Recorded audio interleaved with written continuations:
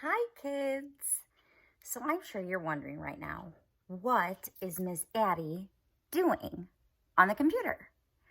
So I'm coming to you live from my home. I'm actually currently sitting in Aiden's tent. This is a place he goes to as his quiet place when he needs to get away or relax or take a breather when he's really frustrated. And he comes in here, especially these days. I know you guys are really confused and it's really frustrating being stuck in the house all day and you don't understand why you can't go outside and play with your friends. And I was talking to Miss Tina the other day and we were talking about how much we miss all of you guys so much at Mother's Love. So Miss Tina had a great idea. She said, well, we can still see them, we can do our own little story time as like we would do in circle time in class during the day. So I said, what a great idea.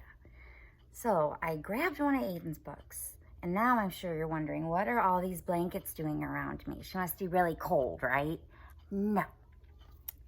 I'm going to read you a story called A Wild and Woolly Night, and it's about a little boy named Philip, and he's trying to go to bed, and he can't because all of his blankets are keeping him awake because they are actually animals.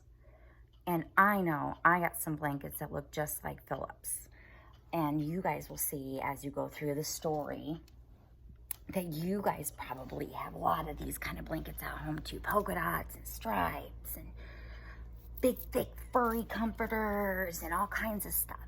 So why don't you guys grab one of your favorite blankets and get ready for me to be able to share a story with you. So, this is A Wild and Woolly Night. There's little Philip. And as you see on the first page, there's all his blankets in his closet.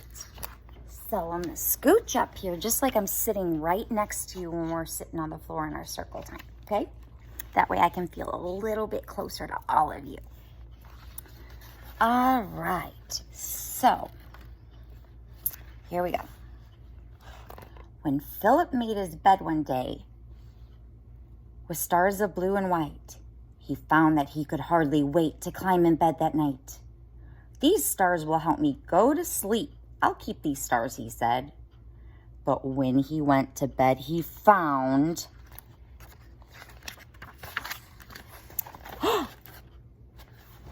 6 starfish there instead. What? Starfish in my bed, he cried. Now how did these get here? Why, now I'll never fall asleep with starfish everywhere. Instead, he found a purple spread with tiny pollywogs. But when he climbed back into bed, they all grew into frogs. I cannot sleep with frogs, he sighed. Now this is just too much.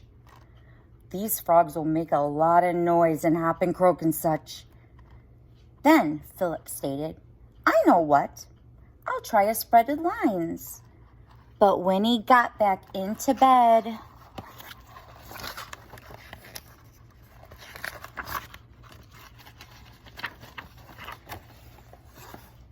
he found 9 porcupines. Young Philip stared in disbelief. How can I sleep with quills? They're sharp and pointy, Philip said. Just looking gives me chills. I know, he said, a spread of shells. Just maybe that will help.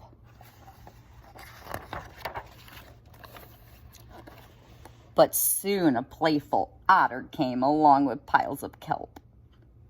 Just what do I do now? Phil groaned. Are otters ever still? I'll never get to sleep, he scowled. I know I never will. Though maybe I just might doze off with scenes of jungle trees. But soon his room was overrun.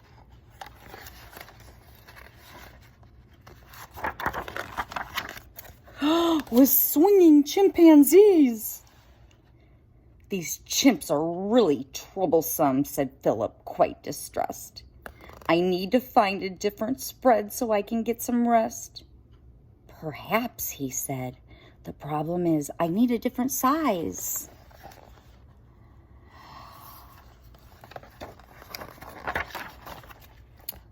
But right away, 3 great horned owls flew in to socialize. Oh, no, not owls. I don't want owls. I don't want owls at all. I cannot fall asleep with owls, not even if they're small. Then Philip said, I'll switch to pink to see if I can doze. But when he peeked from underneath, flamingos stood in rows. What's this? He yelled. Flamingos now? Flamingos in my bed? I need to find a spread that's right and not just any spread. Instead of pink, I think I'll try some black and some white shapes. But then 2 pandas wandered in while munching on some grapes. What? Pandas in my room as well? This goes from bad to worse. Poor Philip sighed with discontent. I'll never sleep, of course. I must be careful what I choose. A spread with spots, perhaps. But soon 2 leopards bounded in and lay down for their naps.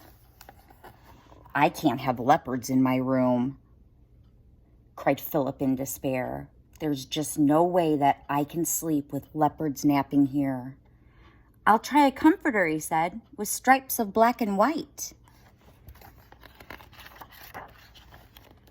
But zebras leaped upon his bed and bounced all through the night. These things are huge, too huge for me. I cannot sleep with these. I'd never even get one wink. Won't someone move them, please? A swampy spread could make me sleep, said Philip, turning in.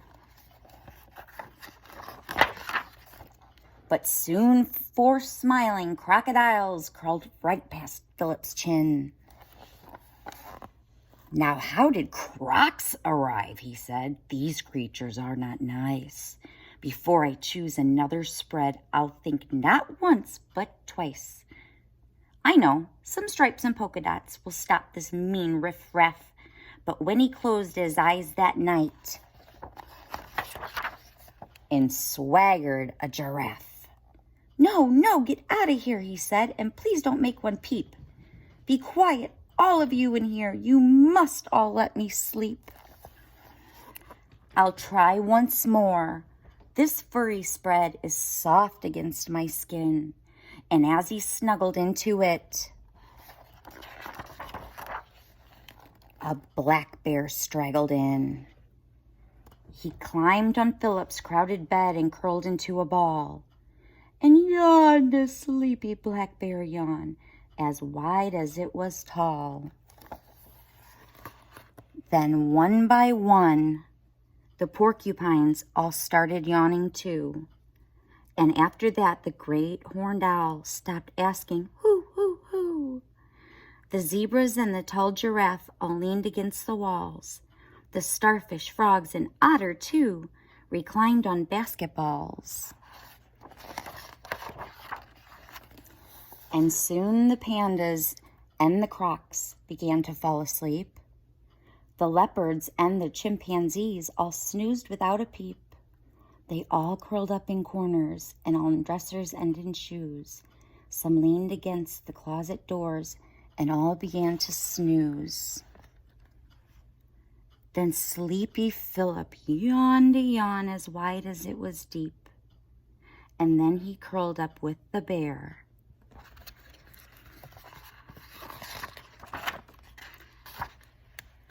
And soon was fast asleep.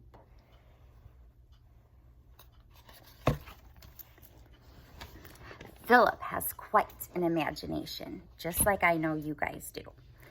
And I just want to say again, from Miss Tina and Miss Megan and Miss Raquel and Miss Haley and Miss Mallory and Miss Laura, We all miss you so, so much. And I cannot wait till we can all hug each other again and play our games all day and do lots of arts and crafts. And I'm going to try to find some stuff that maybe you can do with your parents or your grandparents or whoever you're home with. And we can do more stories together. So anytime you guys are missing us, you can always just click on our videos that we'll be posting, and we will be right there with you. And we always are anyways. So for now, grab your blankets and see what kind of animal you're going to snuggle up with tonight. And everybody have a good sleep.